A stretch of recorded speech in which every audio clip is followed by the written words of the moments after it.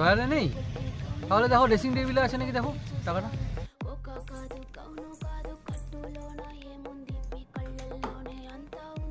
Dressing টেবিলেও নেই। ও, dressing টেবিলেও নেই? তাহলে দেখো গ্যাসের ওভেনের পাশে যে মানি ব্যাগটা আছে না, ওর মধ্যে দেখো ওইখানে আছে নাকি। দাঁড়াও দেখছি। না, গ্যাস ওভেনেও নেই। ওইখানেও নেই? ও ঠিক আছে, ঠিক আছে, রাখো।